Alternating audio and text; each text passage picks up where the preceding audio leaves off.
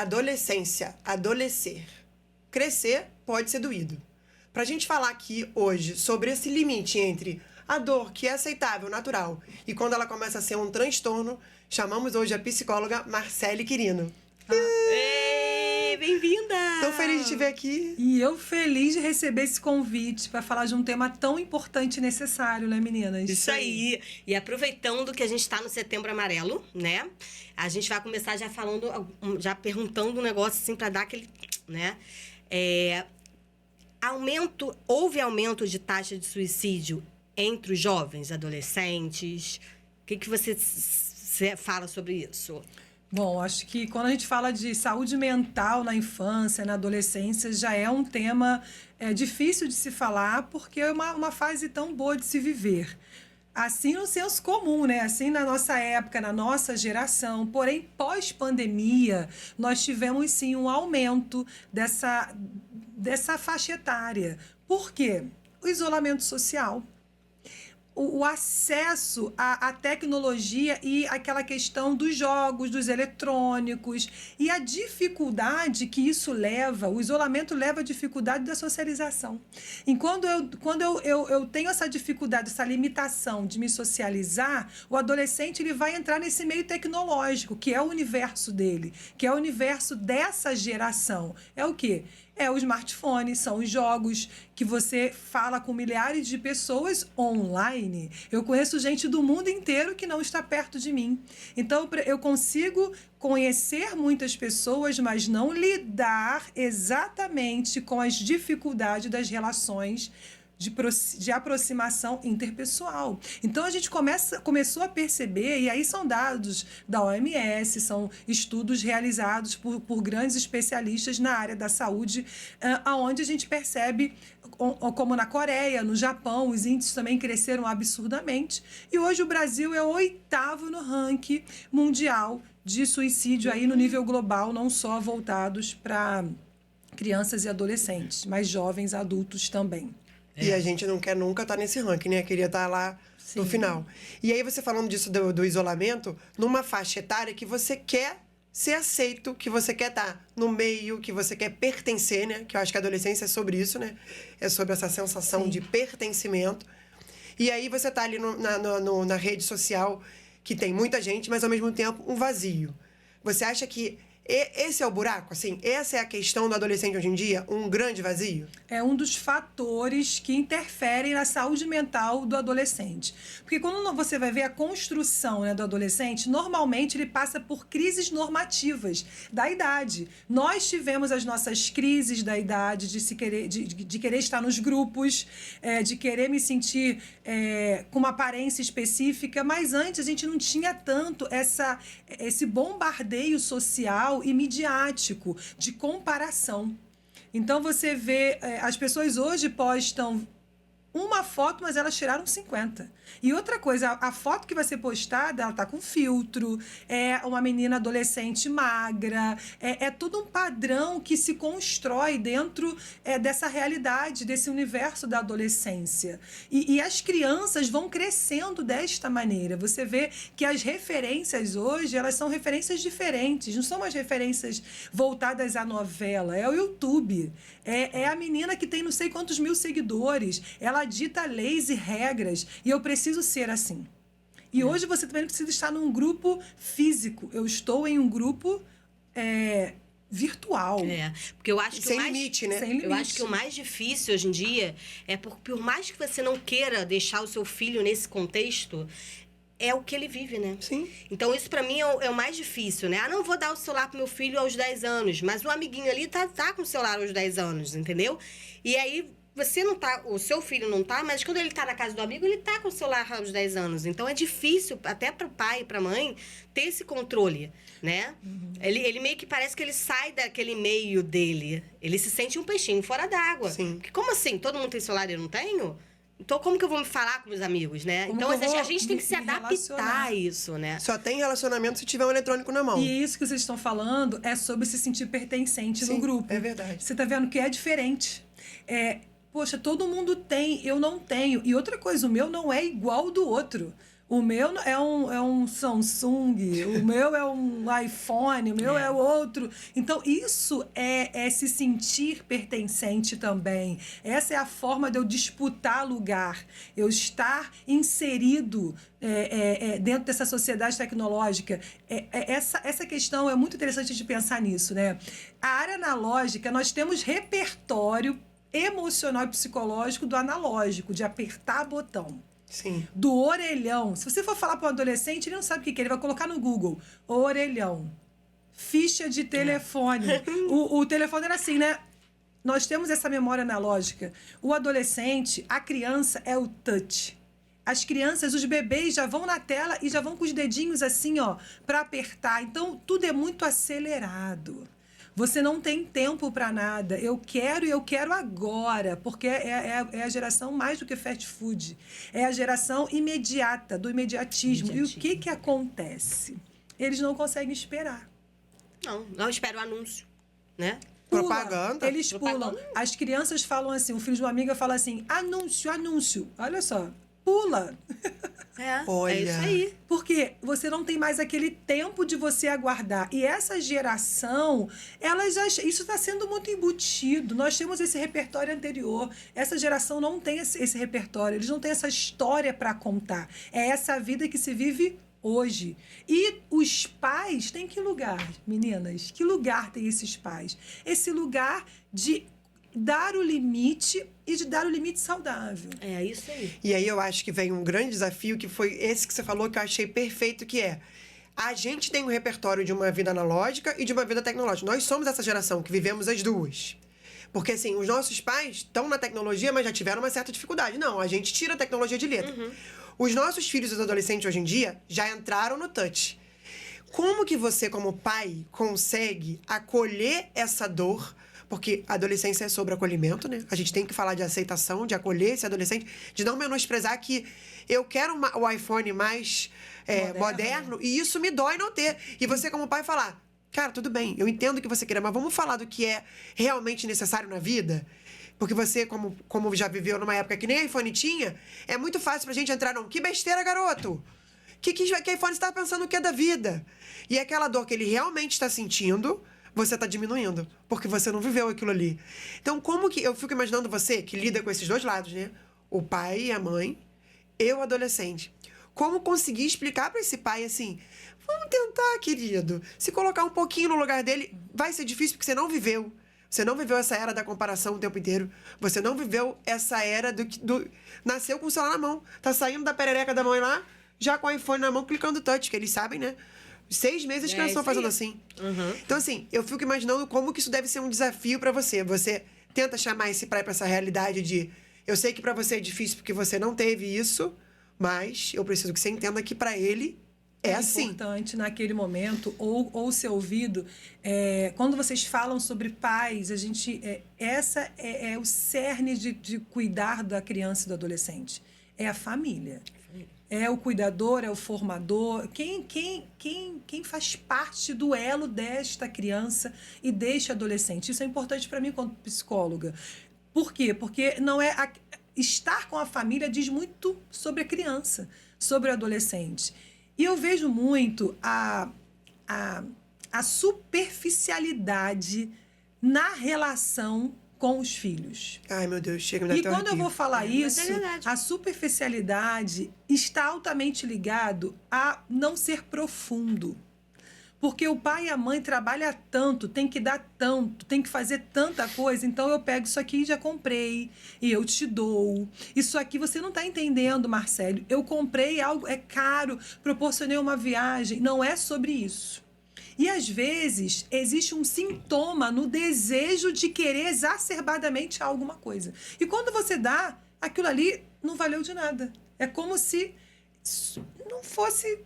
Você achava que aquela criança ia pular de alegria. Foi só naquele momento. Porque não é sobre um objeto. É sobre o lugar afetivo que você, pai, mãe, formador, ou que aquele objeto ocupa. Mas é sobre o ser humano. Eu já não tenho iPhone, ou tem famílias que nunca vão ter iPhone na vida. Mas é sobre o tempo de qualidade. É o diálogo, é a conversa. E eu vou falar para vocês, sabe o que acontece hoje? O pai me liga, a mãe me liga e fala assim: olha só, ele foi pra festa e bebeu, Marcele. Você tem que falar com ele sobre isso. Aí eu falo: não, esse lugar não é meu. Eu sou a psicóloga. Eu cuido da saúde mental. A gente elabora um plano de cuidado emocional. Mas quem dá limite, quem dá as regras, é você. O seu filho é menor de idade. Eles devem te odiar. Não, mas é isso aí. Mas é isso. Não, tá, eu tô falando, é maravilhoso, mas eu tô aqui pensando, os pais devem falar: cachorra. Podem Não, ser. Era pra você dar esporro. Não, dane-se, você tá ali no E teu você lugar. não sabe, Carol, o que eles fazem. E aí, eu voltei muito meu olhar para um lugar, e eu chamo isso de treino de pais. O que é isso? Os pais falam assim: eu vou falar para Marcele, tá?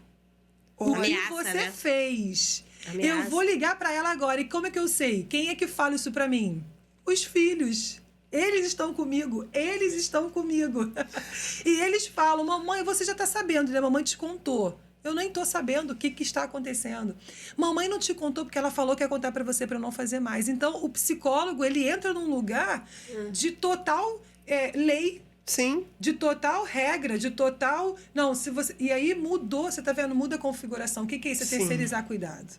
O psicólogo não vai fazer essa terceirização em profissional nenhum. Eu jamais vou entrar no lugar de pai, eu jamais vou falar alguma coisa relacionada ao que deve fazer e o que não deve. Esse não é o nosso papel, como a escola também não tem esse lugar. Exatamente. E aí é muito difícil, e aí eu chamo os pais. E Isso. aí o atendimento é com a família. Isso era uma pergunta que eu ia fazer, né? Já teve que mandar o pai fazer uma terapia. Sim, às né? vezes o mês todo é com a família, é isso com os aí. pais. Ah, mas o adolescente chega lá e faz terapia 8 horas da noite. Ele tem um monte de agenda. Ele faz isso, ele faz aquilo, e ele vai para terapia 8 da noite. Fala assim, como que uma pessoa, um jovem que vai estudar de manhã fazer terapia 8 da noite? Lá. E não vem com o pai e a mãe. Não vem nem com vó, vem com a babá. Vem com a pessoa que cuida da casa. E essa pessoa não está no lugar de dar regras e limites. Quem tem que dar regras e limites é para você, pai e mãe. Cara, Marcele, eu imagino como que deve ser difícil. Por isso que tem um monte de psicólogo que fala: não atendo, hein? Não me encaminha criança e adolescente. Atendo só adulto. Porque você vai fazer terapia com a família inteira. Um trabalho do cacete. Mas é um trabalho que, quando essa família ela entende essa importância, é de uma grandiosidade, e você vê rapidamente na criança e no adolescente a mudança do sintoma da ansiedade. Porque essa ansiedade, essa angústia de querer, Minha esse filha- choro fácil. A minha de 7 anos já é ansiosa. Ah, mas eu acho que todos nós somos, né? É um sentimento comum, já divertidamente, já mostra. isso Pois aí, é, né? não é à toa que foi líder de bilheteria, né? Nunca teve um desenho animado tão assistido, porque a gente se identificou. O pai, a mãe, a avó que levou, a babá que foi com a criança, todo mundo que foi olhou ali e falou: ih, esse bonequinho aqui é o que domina aqui minha cabecinha. Não é à toa que a gente foi tanto ver em massa divertidamente, porque somos nós. Desculpa te interromper, mas é um filme de psicoeducação emocional. Dos sentimentos básicos do ser humano, que as pessoas não percebem. Por que não? Porque a gente passa acelerado em tudo na vida e a gente esquece de aprender a olhar para si. Eu falo que, por que o pai e a mãe trabalham tanto? Você trabalha tanto por quê? E aí um pai falou: por amor. Por amor? Você trabalha por amor aqui. Ao meu filho suprir viagens, passeios, ter o sustento da casa. Então a gente trabalha muito. A gente não tá do lado, né? E eu falei: e o seu amor por você? Tá onde? Porque o seu filho não consegue enxergar nem o seu amor próprio, porque você constrói o caráter dos seus filhos. Você é aprendizado por imitação. Eu olho para o meu pai e eu busco a referência. Papai sempre foi acelerado, desesperado, e mamãe o tempo todo trabalhando. Aí vem aquela falsa ilusão, tá, pai e mãe? Eles vão aprender a trabalhar e saber que trabalhar é importante. Às vezes, não. Trabalhar assim igual a eles, ser assim igual a você, não. Por quê? Não é porque o exemplo de pai e mãe que trabalha. É sobre também esses pais não conseguirem ter controle nem sobre si. E aí você, no momento de qualidade, esse pai, ele tá bebendo, ele tá fazendo uma outra coisa, ele também tá no telefone celular, porque é aquilo ali, a família inteira no smartphone, porque todo mundo tem que resolver tudo. Você decidiu ter um filho, ou o filho veio de maneira inesperada, eu brinco, né? Foi o temporão, foi a tempestade, não importa. Muito bom. Não importa. O importante é que você teve um filho. E o que você Ele faz não tem depois culpa. disso? Ele não tem. E ele precisa de você. Né? Eu falo que mamãe me ensinou, dona Márcia, educação é fora parte. Sempre foi assim com eu e meu irmão. Bom dia, boa tarde, boa noite. Se te responderem ou não, não é sobre você. Você está fazendo a sua parte. Essa voz fica até hoje. Né? Sempre. Então, olá, bom dia, boa tarde, boa noite. Eu aprendi isso aí, por repetição. Tudo falando aqui sobre comportamento de gentileza. Uhum. E você acha que a criança ou adolescente ele não vai pegar isso de você? Se você não consegue nem ser assim, e você acha que você dando, suprindo, né? A gente teve um relato hoje de uma família, essa semana, de um pai e de uma mãe. Olha, a gente liberou o passeio da escola, fez tudo. Quando chegou, voltou pior do que estava. Ai, Jesus. Não é sobre o passeio, é sobre o tempo com você. Você não perguntou sobre como que aconteceu. E quando você perguntou muito rápido. Não deu atenção, né? Me fala num lugar mesmo. Às vezes o Bento fica ali, eu tenho um de 9, né? Então são 1000 histórias, né? São 1000 histórias. Se perde na história, eu fico, meu Deus do céu. Ai, meu Deus, um atalho. Podcast, tá no podcast Exatamente, mesmo. vai direto ao ponto, querido. Vai direto ao ponto, vamos, conta. E aí eu me pego nessa, querendo acelerar. Então, Bento, o que aconteceu? Então, como foi? Bento, resume. Coitada da criança, ele tá contando a vida dele, eu quero que ele resuma. Uhum. Sabe, assim, é isso que você falou. A gente tem que ficar o tempo inteiro, a gente se olhando, fazendo esse convite, né? De autoconhecimento mesmo, de virar a lupa pra gente, do tipo, cara, eu tô aqui, presente, eu tô largando meu celular pra ouvir essa criança que tá falando comigo. Porque não adianta nada a gente no Setembro Amarelo ficar aqui falando que, meu Deus, estamos apavorados que as crianças estão se matando, se a gente não tá olhando pra isso agora, enquanto nós temos os nossos filhos crianças. A gente não quer esse desfecho de jeito nenhum. Sem querer botar culpa, né? A gente não quer que enfiar a culpa em pai e mãe, mas que a gente esteja atento pra isso, né? Pra saúde mental deles, pra evitar esse desfecho horroroso. Você já teve algum paciente que cometeu suicídio? Sim. Além de eu trabalhar na clínica, eu trabalho no hospital geral. Então, a gente recebe muitas crianças e adolescentes. Eu falo crianças mesmo, tá? Eu já atendi crianças de 6 anos por tentativa clássica de suicídio. Você jura? Que loucura. Nenhuma, achei que nem a duas criança e nem nem 3. tivesse noção do como fazer um Sim, negócio por desse. grande sofrimento emocional. Meu Grande Deus. sofrimento emocional. A gente fala 6 de anos. abuso moral, abuso físico, abuso sexual. Sim. A gente está falando de uma estrutura de cuidado muito frágil. E eu não estou falando hoje de uma estrutura de cuidado de classe... uma classe mais periférica, mais simples. Não, eu estou falando de uma classe alta. Não escolhe, né, Marcelo? Não tem escolha de cor, de raça, de classe, de não nada. tem. O adoecimento vem para todos. Sim. E qual é a questão? É como eu olho isso. Porque às vezes seu filho vai estar se mutilando em casa e você não vai perceber. Às vezes seu sobrinho, às vezes seu amigo, o amigo do seu filho. A gente não sabe, a gente é rodeado por pessoas. E às vezes simplesmente é uma observação. Uma vez eu atendi uma menina, ela muito comunicativa, falante, e eu só fiz uma pergunta: como você está hoje? Aí ela fez assim. Quando ela fez assim, ela se mutilava em toda a parte inferior dos braços, da coxa e dos pés. Ninguém Lá enxergava. embaixo, ninguém via. Ninguém nunca me fez essa pergunta. Olha, Como você está hoje? Não é como você está hoje, neste momento. E ela fez assim. E aí a gente, né, começou o acolhimento com ela muito chorosa. Ela, por favor, não fale para minha mãe. e o que você faz? A gente tinha essa pergunta também. Qual é o limite do que é falado e do que fica entre vocês? Isso é muito importante. Existe um limite ético dentro da profissão, né, quanto psicólogos, mas existe o limite no sentido da vida. Né? A automutilação, ela é um sofrimento emocional muito grande. Está sendo apresentado ali. Às vezes, ela não é com viés de suicídio, ela é com viés do alívio da dor. E o adolescente, ele vai começando a se mutilar e ele fala, é verbalizado. Quando eu me corto, eu me sinto aliviado. Aquela dor diminui. Na verdade, é uma dor emocional, é uma depressão que está já ali. Então, esse viés da automutilação, ele vai aumentando, até chegar o momento que esse corte vai ser mais profundo. E isso também não vai solucionar a minha dor. eu me mutilo e não está solucionando. Então, eu vou fazer uso de medicação. Então, eu vou fazer outra coisa. Eu vou buscar outras estratégias. Vou entrar em grupos. Eu vou ver séries no Netflix que fala já sobre isso, que ensina. Eu vou buscar aonde? No Google. Como se matar. Eu já recebi adolescente que botou isso. Como se matar. Fez uso de paracetamol. É uma droga, não é nem uma droga, é uma medicação que é muito usada e nos Estados Unidos é um grande índice de paracetamol porque paralisa o fígado. É um órgão letal. E a criança e o adolescente, na verdade, mais o adolescente, ele tem noção disso. Se para um órgão, eu morro. Eles são muito inteligentes. Sim. O acesso ao conhecimento é muito fácil. Então, respondendo a sua pergunta, quando é falado sobre atentar contra a sua vida, ali o sigilo profissional precisa ser quebrado. E isso é acordado no início do primeiro atendimento. Você já avisa.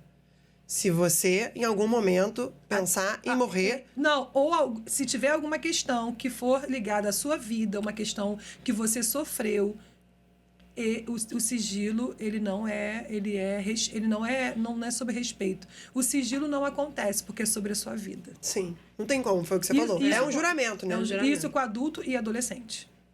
Uhum. É fato. Se eu recebo uma pessoa que ela verbaliza ou que ela sofreu algo, né? Isso, eu sou responsável por aquilo. Sim. Eu vou omitir uma situação séria, que pode até ser uma situação criminosa, um feminicídio, uma situação de uma mulher que possa estar apanhando, e a gente vai construir com ele até ela chegar a denunciar. A gente também não vai ficar com aquilo ali e levar para casa, porque aquilo ali pode ser um crime, pode ser um atentado, enfim. Uhum. Independente da faixa etária, aí é acordado. Nessa situação, em qualquer profissional, ele vai quebrar o sigilo. Porque você precisa ter esse laço estreitado com esse adolescente, né? Que fica aquela coisa assim, será que isso você vai contar pra minha mãe? Eles devem ficar nessa, né? Tipo assim, se eu contar pra Marcele que experimentei alguma droga, você conta? Eles chegam a questionar isso com você? Vai chegando um tempo de tanto vínculo que eles vão trazendo de maneira muito suave, já não vai tendo aquela resistência mais. Sim. Uhum. Eu experimentei. Como foi? Foi isso, foi uma vez só, mas eu nunca mais vou fazer. Alguém me fez usar. Alguém me obrigou. Isso acontece também, porque eles estão ali no meio e não conseguem... a estrutura de personalidade não está totalmente montada. Né? Se a gente puder dizer assim, esse adolescente está em construção do seu eu, da sua persona, de quem ele é, da sua identidade. Então, para me sentir no grupo, eu fui obrigado a colocar na minha boca. E a gente vai tentar entender se foi aquilo mesmo. E se foi, a gente vai precisar notificar. Né? A gente vai... Sim, os pais vão saber. Sim, até mesmo para saber quem está convivendo quem está fazendo filho, isso né? com seu filho. Porque às vezes você, né, às vezes não, na maioria das vezes, nem o pai nem a mãe dessa criança sabe, né, que ela está passando por isso, né? E ele está ali do lado do seu filho todo dia. Sofrendo. Às vezes a criança, o adolescente está sofrendo bullying na escola e a pessoa fala, se você falar, eu vou fazer isso com você. E aí eles conseguem falar para o terapeuta. E a gente vai construindo um vínculo de confiança a ponto de nós vamos conversar junto com seus pais. Mas se esse menino souber da escola, não, a gente vai encontrar uma forma dele não saber que você contou. Porque senão ele vai ser mais exposto. E aí vai ser pior. E tá com medo, né? Às vezes também, gente, os pais colocam as crianças, os adolescentes em escolas muito boas, maravilhosas, mas essa criança não se adapta. Sim. Porque não conseguiu, não está ali totalmente maduro para conviver naquela escola grande, com aquilo tudo. É bom para o futuro, mas não é bom para ele. Sim. Eu sempre falo, tira. Mas, voltando até ao assunto do bullying, você acha que isso mudou no sentido de estar mais pesado? Porque a gente na nossa época, a gente zoava um outro, né? Tipo, eu tenho 1,5 m, né? Então, mentirinha, chaveirinho, mentirinha, perna curta, sou eu. Mas como você encarava? Sim. Eu acho que tem a ver com como o adolescente ou a criança encara. Mas eu acho que eu encarava... Lógico que eu não gostava. Sim. Mas aquilo não me fazia sofrer tanto. Sim. Mas assim, eu não via tanta criança sofrer tanto com isso. Mas eu não sei se isso porque era uma brincadeira que hoje em dia tá mais pesada. As crianças estão falando coisas que talvez o amigo... Eu não sei, eu tenho essa dúvida, né? Acho que tem questões que a gente pode pensar sobre o bullying. Uma é que não era nomeado como algo ruim e não se valorizava o sentimento do outro Sim. naquela época. Sim. Sim. Eu acho muito isso. O bullying, a gente, quando chegava em casa reclamando que tinha sido sacaneada, era, não, tá forjando um bom, aguenta, porque tá te botando como uma boa pessoa forte que vai aguentar ser sacaneada. E hoje em dia, não. Você não tem que aguentar ser sacaneado, entendeu? É. Eu acho que mudou Entendi. um pouco isso também. E, na verdade, não existia essa palavra bullying, não era nomeado, porque era uma questão que não tinha tanto estudo. Hoje, você vê, se você for atender no consultório adulto, você vai ver cicatrizes e feridas do bullying. Da Cara, nossa que faixa bizarro. etária. Você vê que fica um trauma, fica uma marca. Ficou. E o bullying sempre existiu. Todo mundo tem trauma. Todo mundo tem O alguma jeito é como história você pra vai lidar com o seu trauma. É, isso aí. Esse é o ponto. É aí que tá o ponto. Pode ser outro Conta podcast, né? Como lidar com o seu trauma. Exatamente. Mas existe uma amiga minha, psicóloga, me falou isso um dia. Eu falei assim, cara, eu tenho muito medo de Júlia, minha filha mais velha, ficar traumatizada com não sei o que. Ela falou assim, amiga, todo mundo tem trauma, isso só tem que saber como você vai lidar com ele. Aí eu... Que isso que a verdade. gente falou no começo. É essa linha entre vou sofrer, tudo bem, vai doer, o trauma, o que for, o bullying, nananã. Quando que isso vai virar um transtorno? Quando que isso vai virar um problema? Porque é muito... Eu acho que é outra dúvida também que tem aqui, acho importante falar agora, assim, quando? Quando que a gente deve botar o nosso filho, adolescente ou criança para fazer terapia? Existe um alerta? Existe um alarme que soa, que você fala, precisa de ajuda? Que você, quando o paciente chega para você, geralmente chega em que ponto nessa... Sim, ótima pergunta. A escola é um parâmetro muito importante para ajudar os pais em relação ao comportamento do filho, porque a vida é muito acelerada mesmo, todo mundo trabalha, o pai e a mãe chegam em casa tarde, a criança tem que fazer a tarefa, o adolescente, então às vezes se perde um pouco no comportamental e mais no final de semana, né, do que está acontecendo. Então a escola é um lugar que dá muito norte para as famílias, porque às vezes a criança era de um jeito e depois mudou o comportamento, ficou mais isolado, ou ficou mais verborrágico, as notas, o rendimento escolar caiu, tem dificuldade na aprendizagem, antes não tinha. E ali, a escola, você apresenta todas as questões de critérios diagnósticos, de investigação mesmo, para tudo, né? Então, geralmente, eu recebo encaminhamento da escola, né? E aí, o pediatra também pode ser um fator importante ali, um profissional que ajude, mas eu vejo que a escola tem uma grande percepção sobre a parte comportamental, porque é onde a criança tem o seu maior a parte relacional. Sim. Então, vai lidar com as frustrações, com os conflitos, com tudo isso. Agora, todo mundo precisa de terapia? Posso falar para você? Sim. Eu diria sim. Adolescente não, adulto sim. Nós vamos falar entre aspas. Tem pessoas que têm, adultos, né? Que têm estratégias de enfrentamento por N situações que a gente não vai conseguir explicar. São pessoas que já são resilientes, são pessoas que lidam com as suas questões e são abertas para... Não fiz terapia na minha vida. Eu ia falar isso, Belinha, você faz, eu acho que você não faz. Mas não é válido. Hoje eu recebo muito no consultório pessoas adultas que falam assim, Marcele, eu vim para a terapia para cuidar da minha saúde emocional, não que eu tenha alguma questão. Sim. Né? A terapia não é por alguém que tem só uma questão, mas por N situações. A gente trabalha N fatores. Agora, na questão da criança, a gente fala muito sobre a comunicação, essa interlocução, não conseguir verbalizar para o pai uma situação. E, às vezes, a terapia é muito pontual para aquele adolescente, para aquela criança. É por curto tempo. É para a gente trabalhar essa questão aqui e a criança já vai ter alta, o adolescente vai ter alta. Se não tiver ali algum tipo de transtorno, alguma questão que a gente vai apontar para para traçar outros planos de tratamento, outros planos terapêuticos. Mas uma questão do que a gente está falando é o sofrimento emocional que às vezes ninguém percebe. E é sempre a mesma fala, gente, é muito corriqueiro eu ouvir. Eles têm tudo. Caramba. E por que ele é assim? Marcele, você é sensacional. Marcele só tá dando pedrada aqui. Não, lá em casa... Só pedrada. pedrada. Eu não tenho isso. Não é pra ter tudo. Você fala assim. Né? Não é pra ter tudo, não tem. Mamãe não tem dinheiro pra comprar. Mas a gente se coloca nesse lugar de, assim, de não validar o sofrimento porque tá dando tudo. Então, assim, se o adolescente chega na Marcele pra falar... Sei lá, o adolescente que tem coragem de pedir ajuda pros pais, né? Mãe, me bota no psicólogo. Eu recebo direto isso. Ela pediu pra vir. Sim. Não é o mais comum, né? O mais comum é aquilo que a gente estava falando antes de abrirem as câmeras, que é vim porque ela mandou, aquela cara que eles fazem. Né? Tô aqui porque ela quer. Você nem tá sei aqui porque por quê? eu tô Não aqui. sei, ela que me trouxe. Isso, exatamente. Mas tem quem peça mesmo pra ir, né? O adolescente que peça pra ir. E aí, o pai que não... Como assim? Se meu filho... Olha o que a gente faz. Se meu filho tá sofrendo de transtorno mental, tá triste, isso fala sobre o meu maternar. E a gente não quer que alguém diga que seu maternar não tá valendo, como você imaginou, e que seu filho tá com algum tipo de sofrimento. Então você vai negar aquilo ali. Por isso, quando você falou da escola, eu pensei muito nisso. É muito mais fácil que a escola consiga esse approach aí de chegar até você, porque vai falar da nota e o pai vai aceitar. Mas fala, tô triste. Não, você não pode estar triste, você tem tudo. Você vai pro clube, você vai... Mas mesmo a Você foi escola, pra Disney. Mesmo a escola tem pai que não aceita. Mesmo a escola Óbvio. falando assim, não, a escola não sei o que, o fulano que é maluco, não sei o que explica com meu filho, não sei o que. Meu filho não. Meu filho não, meu filho é o santo. Mas ele é o que é a vítima. Você ele é o que sofre. Você tá falando uma coisa muito importante. Ele é o que sofre. A negação. A Sim. negação. A negação nada mais é daquilo que eu tô negando aquilo que eu sei. É isso. É isso aí.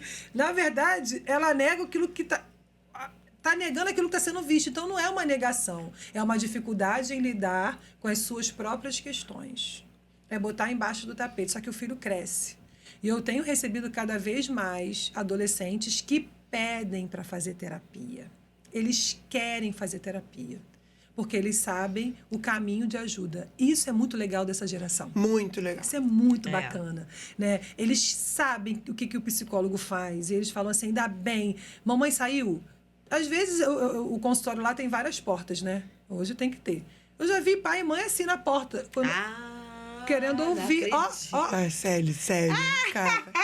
É cada uma. Gente, por isso que vocês vão sempre em consultório do psicólogo, vai ter uma música tocando. Mesmo que seja contra sono, nanã, sempre tem alguma coisa ali. Eu peço pro pai descer, vai fazer alguma coisa, vai, nanã. Enfim, por quê? Porque aquele ambiente é daquele filho. Aquele momento é daquela criança, daquela adolescente, daquele jovem. É o momento dele falar dele, um lugar sem julgamento. Sim. Né? Às vezes eles xingam palavrão, muito engraçado. Mas tá falando palavrão porque... Ai, você é tão livre. Ai, que coisa boa. Você deve adorar ouvir isso. Não é esse o problema, não. A Júlia virou pra mim. Ai, gente, minha filha essa semana falou isso pra mim. Tô doida pra ficar adolescente pra falar palavrão. Olha... Eu já devo ter isso que a jogado gente uns proíbe. 15, né, na frente A dela. gente proíbe. Mas olha a referência do que é o palavrão. Eu brinco muito, né? O palavrão eu preciso botar pra fora. Quem aprendeu com isso? E quem disse que palavrão é pra botar tudo pra fora, né? Quem é que falou isso? Eu não sei de onde que veio isso. Não é? Só cabe ele, né? Entendeu? Mas da onde, né? Tem coisa que só o palavrão vai falar o que precisa ser dito, né? Não, mas porque nem todo mundo também fala palavrão. Da onde que construíram isso? Eu não sei. Mas assim, como eu falei, eles são esponjas. Eles Sim. aprendem pelo comportamento. Como é que pode, né? Então, assim, eu fico assim, falei, é engraçado. E chega a ser engraçado. E a gente ri. Não, mas que bom que o adolescente se sente seguro a esse ponto, estar ali na sua frente e falar, tô seguro aqui, posso falar, tô livre pra falar, né? E sabe que não vai ser julgado. Vai ser julgado. Porque eu acho que é isso, a gente julga muito, né? E perceba essa dificuldade hoje em dia de julgar, como pais, a gente não tem adolescente ainda, mas se pela de medo, eu me pelo de medo da adolescência. E disso, assim, acho que eu nem penso será que eu muito. vou conseguir me colocar no lugar dele? Será que eu vou conseguir acolher esse sofrimento, acolher a dor? Acolher essa coisa da comparação. Gente, se a gente que é adulto vê a blogueira postando o abdômen sarado e se perde naquilo ali, você imagina uma criança totalmente desregulada emocionalmente, um adolescente que sabe que aquilo ali é uma vida editada, ou melhor, não sabe. A gente que sabe se perde, a gente que sabe adoece. Imagina um adolescente que não sabe. doido. Você fica nessa lembrança o tempo inteiro. Cuidado com o eletrônico. Aquilo ali não é a vida real. Você tenta fazer essa educação do... Você fez uma colocação interessante. Não é uma vida real, mas é a vida que tem hoje. Sim, é isso. Vai estar ali. É a vida que tem hoje.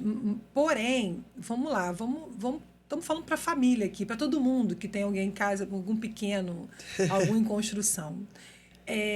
Nós construímos os nossos filhos, nossos sobrinhos, afilhados, enfim, netos, você que é vó. Isso boa. é muito bom para avô e vó, porque eles trazem muitas coisas boas. Eu lembro que a minha avó, eu brinco isso, minha avó falava tanto que eu era inteligente que eu acreditei. E eu falava assim, ai, minha avó, eu tirei 0 em matemática, eu era péssima em matemática. Aí, Tipo, minha avó, mas você é muito inteligente, né? Ah, que E eu linda. quietinha, né? Tipo assim, não falei nada que eu tirei nota baixa. Mas você é muito inteligente, né? Gente, eu acreditei. Ela é tão motivacional. Teu cabelo é lindo. Formadora, né? Não pelo cabelo, mas de uma maneira muito natural de ser vó e dos meus avós eram muito isso. Mas você é muito esperta. Eu lembro disso Olha. dos meus avós. Mas como você fala bem, essa menina, Márcia, vai ser alguma coisa. E assim é o contrário. Você fala demais, isso não é bom. Você é muito chato. Você é um saco. É o concreto, gente. Essa faixa etária de criança, adolescente, eles entendem no concreto. Eu chamo meus filhos de pentelho o tempo todo, tem que parar, né? Cada Não, família... minha filha me chama de chato o tempo todo. Por que Então, isso? é Porque muito fica chato na essa cabeça fala, não, deles. bicho. Olha como você tá falando aí, que você lembra da tua avó falando que Eu você é até esperta. acreditei. Olha o poder dessa fala. E é óbvio que vai ser destrutivo a fala ao contrário, né? A gente tem que estar muito atento mesmo. Faz tudo Então, errado, né, amiga? Opa! dá um trabalho do cacete. Que a gente... Faz tudo Lembrando errado. pessoas de referência, tá? Quem Quê? não é de referência é deletado quando ouve essas vozes. Quando é alguém de referência, você Entendi. é muito Tipo, importante filho, pra mim. o pai, a mãe, Assim, entendi. quando é um amigo, a menina mais linda da escola, que toda... Isso sempre vai existir. Sim, assim, sim. quando é uma blogueira que falou, então eu vou deixar de comer, porque eu quero ficar magra. É uma pessoa que aquele adolescente colocou como referência. Então, você tem que começar a ver o que aquela pessoa faz. Ai, que chato, eu tenho que responder um monte de e-mail. Não, entra no YouTube e vai ver o que aquele youtuber está falando. Vai saber, porque a fala do seu filho, o movimento deles é assim. Eu tenho uma prima adolescente, ela tem 17 anos hoje, fazer 18. E é muito bom conviver com ela, porque ela tem umas coisas muito diferentes. Então, eu falo assim, Andressa, o que é isso aqui? Ela já vai me... E sabe, não, eu falei, não. O que você está falando? O que quer dizer isso? Eu falei, mas você não sabe. Eles falam umas falas de maneira muito naturalizada e você não consegue entender o que eles estão falando, mas eles se entendem. Né? E quando você entra no universo, esses dias foi muito engraçado. Ela ficou lá em casa e fomos comer hambúrguer chovendo. Aí eu fui de pijama. Pijama de bolinha. Você vai assim? Imagina essa tia. Ela pegou o telefone e começou a me filmar andando na rua. Ela é minha prima sendo ela. Marcele sendo Marcele, amigos. Ai, Olha gente. aqui, tem que ser assim. Ela é maravilhosa. Entrei no âmbito dela, entrei no universo dela. Eu tava ali querendo estar com ela, né? E eu falei, seja leve, isso aqui nem parece pijama. Parece que eu tô de poá. Poá. Muito engraçado. Então, assim, é uma jovem, é uma adolescente ainda, com uma cabeça indo para jovem, mas adolescente, e que a gente tem que entrar no universo deles, que parece que é bobeira, besteira, mas marco a vida dela. Sim. Eu marco a vida dela. Pode ser um momento, um minuto, um final de semana. E aí, trazendo muito... os pais, cuidadores, enfim, não importa quem você é, a pessoa que faz a comidinha para as crianças em casa, é o professor que está assistindo a gente da escola, é o vizinho. Gente, tem gente que lembra de vizinho. Eu lembro uma história de um grande homem, um grande médico, e ele tinha um vizinho que era engraxate. E ele tinha estudado e repetido a 5ª série 5 vezes, mas esse vizinho era médico, ele engraxava o sapato.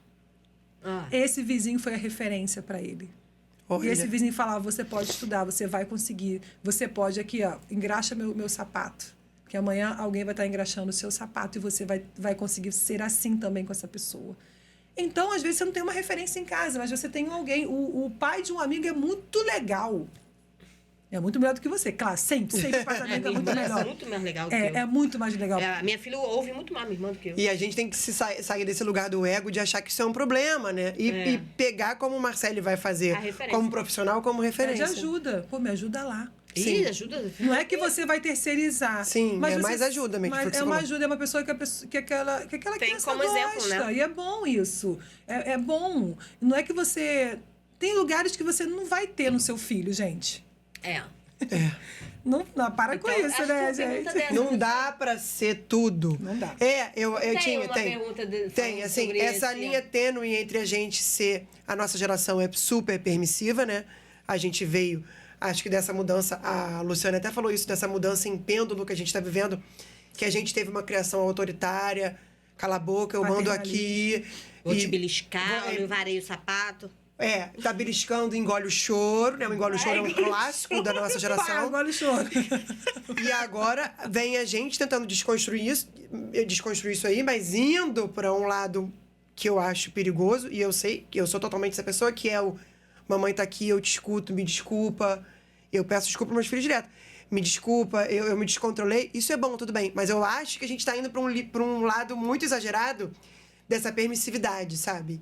Eu queria te falar como que você tem visto isso, atendendo adolescentes, crianças e os pais, dessa linha entre ser amigo demais, ser compreensivo, tá do seu lado, mas não ser permissivo e ser um bobão. Você tem que ser pai e você tem que ser mãe. Ser pai e mãe não tem livro. Ser pai e mãe não é ser amigo. Ser pai e mãe é um elo muito maior do que a amizade. Ser pai e mãe é um elo construído. Que é um amor tão imensurável que jamais um amigo vai conseguir ocupar esse lugar. Que eu tô toda arrepiada aqui falando. Porque é um... Outra Júlia falou, você é minha melhor amiga. Bonitinha. Mas é fofo. Quando você ouve a minha melhor amiga, você você é minha mãezona. Você é minha mamãe querida do coração. Tanto que eu tô te dizendo que é minha melhor amiga. Você é minha melhor amiga. É muito, muito perto de mim, mamãe. É isso que ela tá falando pra você. Não é no sentido de amizade. Sim. É a amigona do meu coração. Eu posso contar com você. Você construiu isso nela. Que bom, que bonito. Linda demais. E como que a gente leva isso pra adolescência? Fortalecer esse elo. Minha filha, vamos conta tudo pra mamãe. Às vezes vai ter coisas que você não vai querer contar, que eu não vou querer nem ouvir. Que vai ser desconfortável pra mim. Mas eu vou estar aqui pra te ouvir. E também eu vou estar nesse lugar de dizer não foi legal. Porque esse é o problema do pai e da mãe. Essa liberdade excessiva faz também com que o filho não tenha controle. Não tenha limite. Existe um livro muito bom chamado Limites. Eu esqueci o nome do autor, mas é para pais, né? O filho precisa do limite. Senão, quando ele olhar o sinal e ver lá no semáforo verde, amarelo e vermelho, ele vai ultrapassar. Sim. E aí a formação de caráter, ele vai ultrapassar quando aprender a dirigir. Pum! Já tá ali, vum! Aí atropela alguém. Não. Porque é sobre isso que a gente está falando aqui. Nós trabalhamos com limites, e limites é saudável, limite é necessário. Sabe o que eles fazem? Sabe que eles chegam no consultório? Eu não sei o que eu vou fazer da minha vida, eu não sei quem eu sou, eu não sei nada. Eu sou o quê? Eu sou tudo. E aí é onde você vê essa flutuação. Essa flutuação. É isso, a gente fez isso com eles, né? A gente fica, você pode tudo. Você pode ser quem você quiser, você pode tudo. A gente vai dando essa mensagem numa de somos pais maravilhosos e queremos ser os melhores amigos e aceitos. E a gente quer que eles amem a gente a qualquer custo. E, na verdade, acho que a gente foi demais. A gente exagerou um pouco nisso aí, a nossa geração, né? Eu tenho sentido isso. Pra gente tá claro... Pra gente, às vezes, tá claro falar assim... seja o que você quiser ser. Mas será que tá pra criança, pra adolescente? Exatamente. Será que isso não é dar asa demais? É deixar ele voando. Eu me lembro, eu tive muito problema com o Bento com uns 3 anos, que ele era agressivo demais, batia nas crianças todas. Eu fui numa festa de aniversário. Você sabe qual é, né? Você sabe dessa história. E ele bateu em todas as crianças que estavam presentes naquela festa. Inclusive bebês de carrinho. Então, assim, eu no dia seguinte chorei 24 horas seguidas, porque aquele comportamento falava sobre mim. Se o meu filho bate numa criança de 2 meses que está simplesmente respirando, a criança vai existindo, a criança não fez nada com ele. Isso está falando sobre eu não estou dando limite. Eu não estou ensinando esse garoto a se comportar, né? Então eu fiquei muito mal. 24 horas chorando, juro pra vocês. Eu me lembro de estar no CrossFit chorando, malhando chorando. Tava arrasada. E fui procurar a terapia. E uma das coisas que a terapeuta falou dele, mas fez referência a você. Comigo, né? As primeiras sessões foi comigo, que foi que ela falou assim: é isso, é difícil suportar o choro, é difícil sustentar o não, é difícil para você dar limite pra essa criança, ele está voando. Ele tá ali, solto, não tá fincado em nada. Foi exatamente o que você falou. Eu não sei quem eu sou. E ele tá pedindo limite pra você. Ele tá implorando. Ele bate na criança para que você diga, para. Pare, não. Senta aqui. Olha isso, gente. Olha o poder que a gente tem de lapidar esses seres humanos. É muito poderoso. Pra formar o mundo daqui pra frente. Lá em É casa eu senti a surreal. mesma coisa, porque Júlia, quando eu engravidei de Nina, Júlia tinha 1 ano e meio, né? E aí, com 2 anos, foi quando a Nina nasceu e ela entrou no colégio, eu mudei de casa e ganhou uma irmã. Então, assim, a mudança na cabeça dela foi... E aí, ela virou a mordedora da turma. Aquilo ali me tirava, assim... Nossa. É isso que aquilo fala sobre a acabava gente. comigo. É. Acabava. Eu fiquei um mês, assim... Quando eu chegava na escola, a professora falava... Oh, eu mandei um amiguinho. Eu falava... Meu Deus. Até que eu mandei uma mensagem no grupo das mães da sala. Olha. Porque aquilo ali me consumiu de uma forma que a escola não fala quem é a criança, né? Geralmente só fala que foi mordido, enfim, não fala a pessoa que mordeu. Mas eu fui lá e falei, ó, quem tá mordendo é minha filha. Não quero que você fique falando por trás, né? Não fofoquem por aí. isso, aquilo, te acho que aquilo atravessou ali... tanto, né? Que aí acho que ela tá vivendo um momento, né?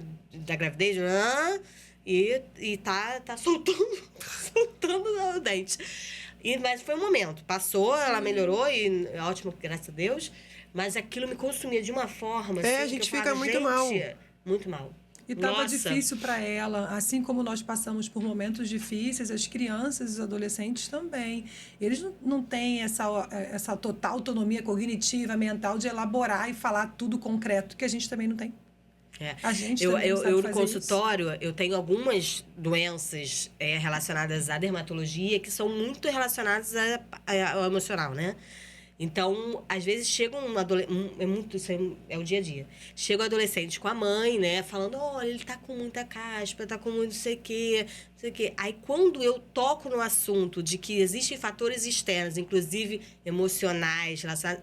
É impressionante. A maioria das mães ficam assim, né? Falam assim, caraca, ele deve estar ansioso. Eu falo, aí eu viro para adolescente e falo, você tá ansioso? Você tá com ansiedade? Você tá tendo algum momento assim... E às vezes eles falam, às vezes, não, tô não.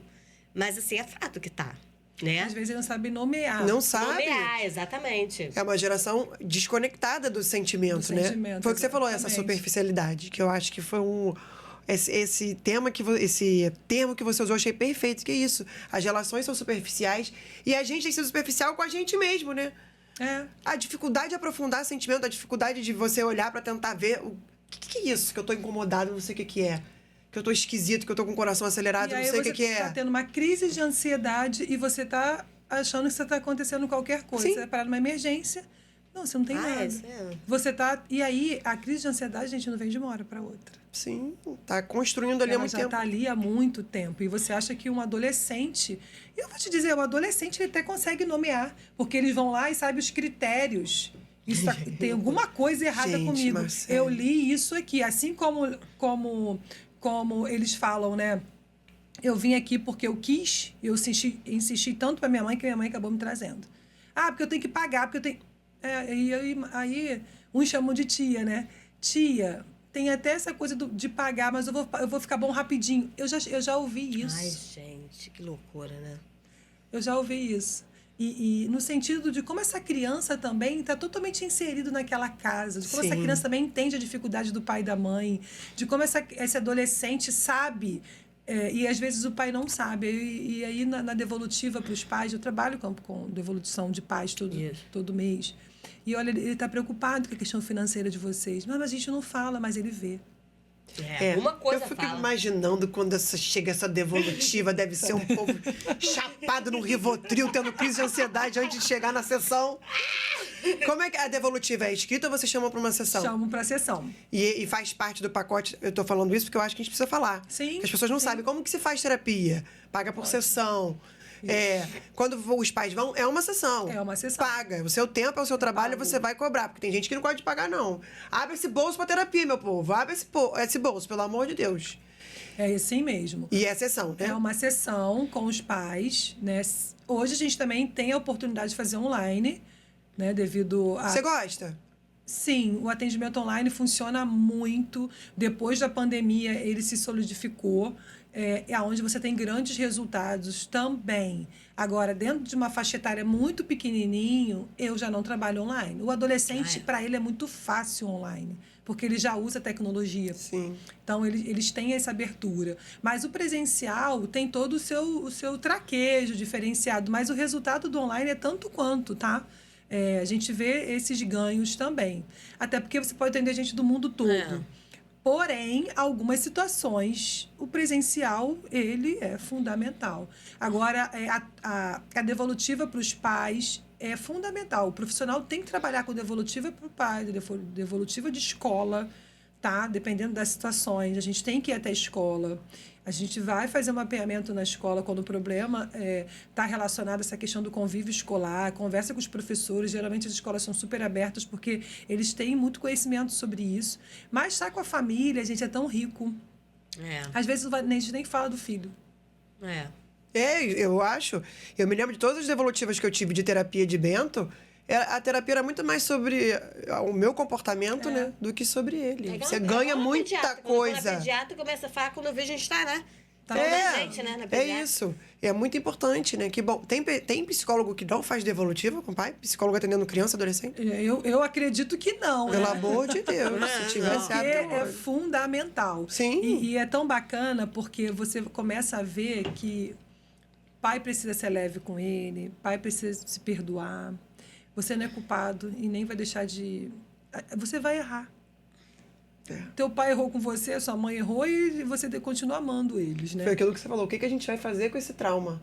Eu me lembro uma vez, quando eu voltei, eu fazia terapia, parei e voltei. Quando eu voltei, eu falei assim, Lúcia, eu tô aqui porque, sei lá, minha relação com o Bento tá esquisita. Eu não quero que ele precise de terapia no futuro. Ele, querida. Aí ela pra mim, querida... Você não tem esse controle. Que loucura você achar que você fazendo terapia agora vai prevenir que Bento faça terapia. Tudo errado já, tá né? tudo errado. Vamos trabalhar tudo que precisa ser trabalhado. Mas assim, que tomara que ele tenha a oportunidade de fazer terapia, né? Sim, e ele sabe que a o mãe privilégio. Isso ela fala pra mim direto. Gente, isso é ótimo. Ela fala, cara, você já tá fazendo um ótimo trabalho. Você tá aqui. Você tá aqui disposta a ouvir, porque a cacetada não é tranquilo pra quem acha que não preciso, porque... Foi o que a gente falou, nem todo mundo precisa mesmo. Mas não é um movimento fácil você estar ali na frente de alguém, falando suas coisas, tentando, obviamente, ser verdadeiro.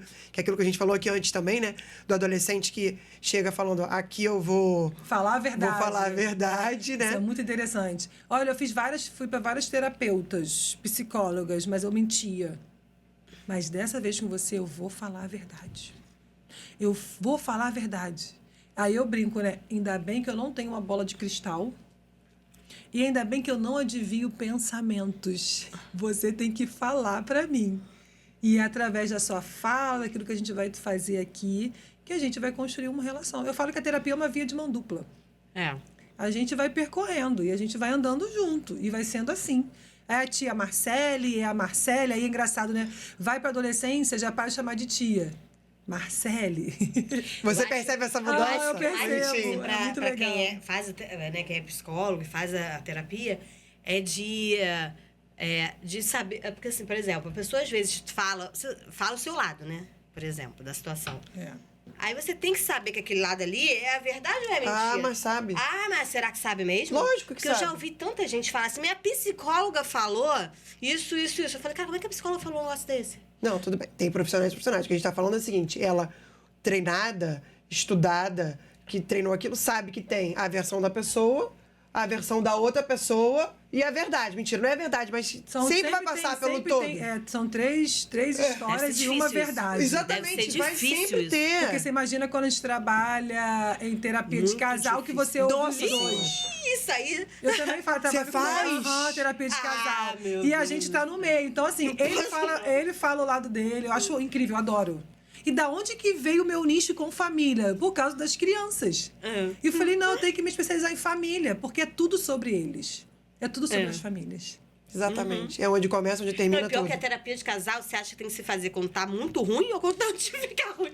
Vamos mudar o tema do podcast. Já tá uma meleca e a pessoa chega... É verdade, a gente tá falando disso. A pessoa tá na meleca e chega lá.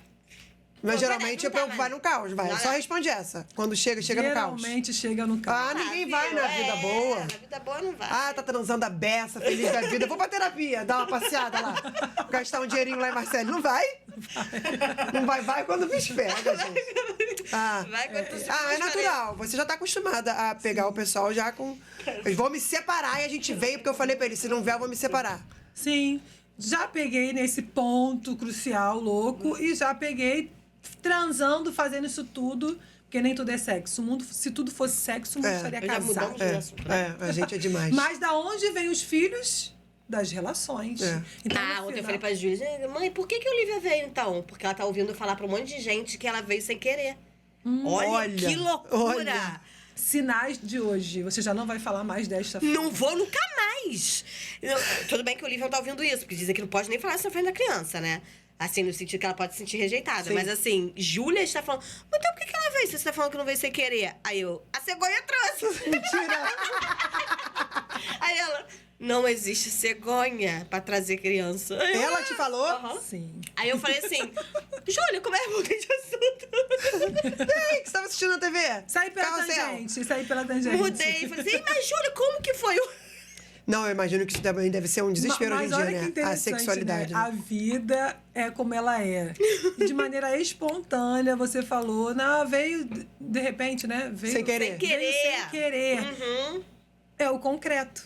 É o ela concreto. entende o concreto. E ela ouve isso todo dia, porque todo dia fala pra alguém, não, que veio sem querer. Pronto. Veio Como assim, sem querer? E aí, aquilo que a gente estava falando. Então vem, então. O que é claro para mim, como um adulto, não é claro para a Sim, criança. sim. Não é que você vai parar de falar isso, para de falar isso agora. Calma, você vai reelaborar a sua frase. Sim. Então, assim, eles estão escutando tudo. Eles estão absorvendo tudo. Eu tenho um exemplo muito, muito grande também. Tudo é Júlia, você tá vendo, né? O que eu falei pra você. Júlia. Júlia é um espetáculo. E aí, quando ela tinha uns 3 anos, eu fui chamada na escola no último dia de aula do ano. Eu falei, gente, me chamaram na escola no último dia do aula do ano? Poxa, podia ter me chamado antes, né? Foi pra consertar alguma coisa, né? Já não dá matéria. Pô, aí a professora chegou, começou a falar que ela tinha uma liderança e não sei o quê. E eu tava ouvindo lá, legal, ela é realmente, ela não sei o quê. E aí me chamou a atenção porque Júlia fez um desenho e aí o desenho, ela desenhou um boneco e falou pra mim que tava muito feio o boneco. E aí a professora falou, mas por que tá feio, Júlia? Ela falou, tá gordo. Aí aquilo, eu olhei assim e falei, gente, ela não ouve isso em casa, que o gordo é feio. Ela ouve a gente falando, nossa, engordei. Nossa, essa roupa tá apertada, engraçado, tô gorda. E ela atribui isso a coisa ruim. Então o desenho tá feio porque é gordo. Bizarro. Olha o poder. Nossa, olha a Depois percepção disso, da escola, eu da professora. nunca Sim. mais falei sobre isso com ela. Inclusive, nem eu era tanto que falava, mas meu marido, que tinha mania de falar, eu falava, você viu? É isso. É o que tá passando pra ela. O gordo é feio. Entendeu? Ela traduziu como aquilo ali e às vezes não tá ligado à televisão, à internet, nada disso. Não. Isso deve ouvir em casa. Isso ouve em casa. Entendeu? E aquilo me deixou... Eu falei, gente, que loucura. Não é porque o gordo é feio. Ela nunca ouviu isso em casa. Não, e às vezes ela nem... Ela mesmo. Não tá nem assimilando Mas sobre faz, a é o questão jeito de que você tá feio. falando. É o jeito, É? é a maneira. É o jeito. E aí a gente vai construindo, né, excessos sem perceber. Gente, Sim. e é isso. Como eu falei da escola. Parabéns para essa professora que no final do ano Isso aí. lembrou de pontuar, fez uma pontuação sobre isso. Mãe, preste atenção, não sei de onde que está vindo isso. E você jamais iria perceber. Não mesmo. Sei lá quem ia dar essa conotação. Mas a gente está falando sobre isso. São pequenos detalhes. Aí a gente vai voltar muito à pergunta que você trouxe. Carol, como a gente percebe, como levar para terapia? Às vezes não vai levar para terapia, às vezes é um sentar no chão. Tá na praia de roupa. Vamos mergulhar, vamos fazer negócio diferente. Pum, mergulhar. Meu Deus, minha mãe entrou na... Eles adoram essas umas coisas. A gente coisas faz essas que coisas você diferentes, cria assim. memórias e, na verdade, é o dia a dia. É o sentar isso na aí, mesa. viu? Gente, sentar na mesa, tá acabando o nosso tempo. Sentar na mesa, como nós estamos aqui, olhando no olho, se arrepiando, nós estamos nos conectando. A gente está se conectando, a gente está se entendendo aqui. É sobre isso que é família. Família é isso aqui, ó. Sentar na mesa. A gente virou uma grande família hoje aqui no podcast. Ah, que lindo! E a gente está se abraçando, se conectando. Não temos todas as respostas e não é sobre isso. Ter todas as respostas. É sobre a gente sentar na mesa e ser família. Você vai errar comigo, eu vou te pedir desculpa, você vai errar comigo, a gente vai se perdoar. E você vai brigar comigo, mas a gente continua sendo família. Maravilhosa. Eu ia falar para ela dar um recado final, ela deu. É esse. Por isso que eu falei... Olha. Do recado final. Marcele, sério, incrível. A gente vai ter que vir falar de casal. a gente já marca a boa! próxima. Gente, Pra você vir falar de lógico. terapia de casal, tá? Vamos já pensar no próximo. Tem um... Tem um mimozinho pra você, É. que a gente tem uma apoiadora, né? É. Que é a Flor de Cerejeira, que é maravilhosa. Ai, e aí que tem uns delícia. docinhos aí pra te alegrar. E você já almoçou hoje? Você acredita que eu não almocei? Então, já tem eu sobremesa. fiz um lanchinho. Ah, já tem sobremesa. Eu tô na sobremesa de brigadeiro, que delícia. Obrigada, bom. gente. Foi um prazer estar aqui com vocês. Eu só vou deixar um recadinho final. Aquilo que era nó pode virar laço. Quando a gente tem conversas como essa, quando a gente senta à mesa, aquilo que estava bem rígido pode virar vários lacinhos.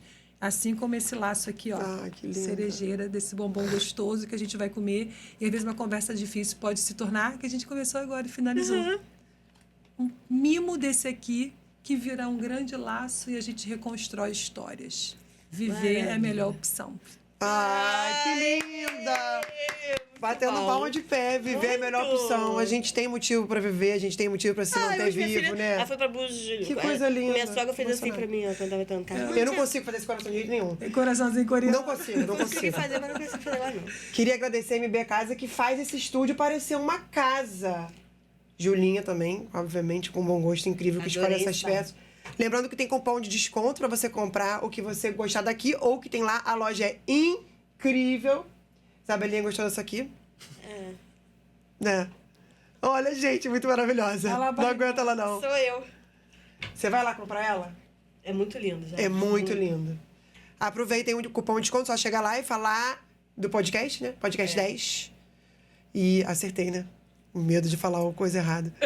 Não esqueça de curtir, verdade, compartilhar. se inscrever. Esse podcast de hoje tem um potencial de ser compartilhado tanto, porque você conhece o adolescente, você tem um adolescente em casa, você já foi adolescente um dia.